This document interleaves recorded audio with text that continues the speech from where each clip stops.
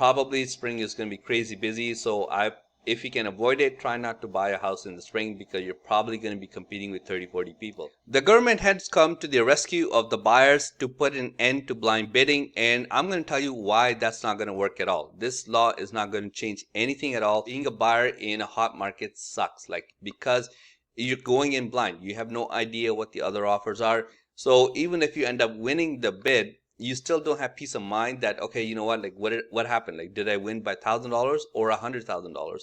So that is what is annoying, and that's the number one complaint buyers have. So the government came in, they're like, okay, we are going to solve this because you guys can't solve it on your own.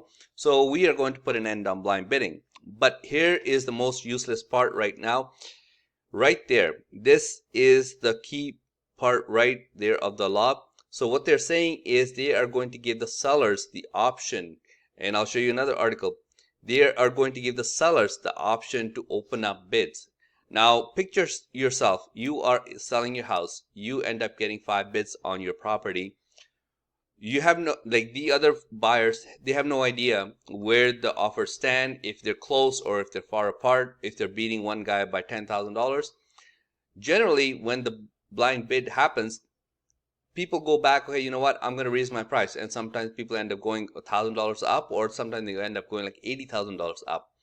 So as a seller, why would you want to ruin that for yourself? It makes no sense. The seller has zero interest in opening up the bids. Hey, okay, you know what, the highest offer is $865. The next guy goes, okay, why, I'll do $866.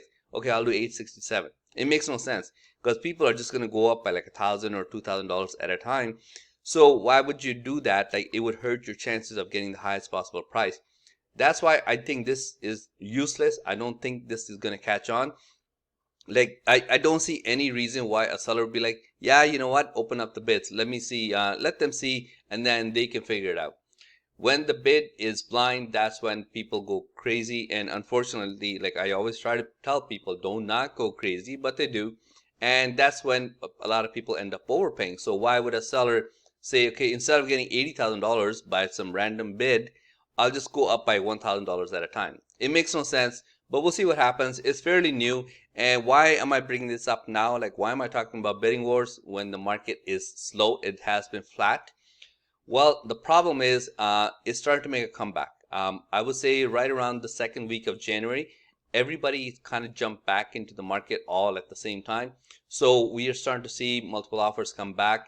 Now, a lot of the reason for that is that prices, homes are being priced below market value to get that kind of attention. But the problem is they were doing the same thing from August, September, October, November, December, and it was not working. The market was flat. Homes were sitting on the market forever. You'd be lucky to get 2-3 showings on a house in a week. And now we're starting to see 20, 30, 40 showings. And I don't get it. I don't think it's sustainable. I think it's probably going to be busy in spring based on what's happening in January, because January is always the second slowest month of the year, and spring is the peak. So we'll see how far this goes, especially if Bank of Canada stays on pause once again. We'll see what happens because inflation just went up. So who knows?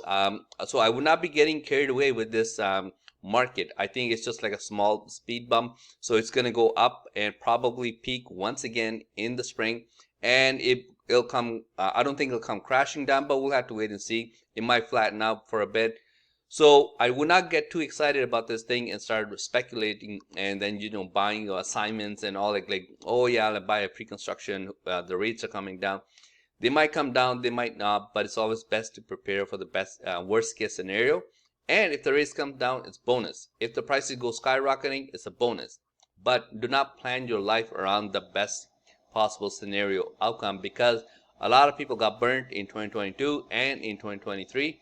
So we'll see what happens this year. But yeah, the way things are going right now, multiple offers coming back, all the buyers are coming back, and they were non-existent for the past 5 months.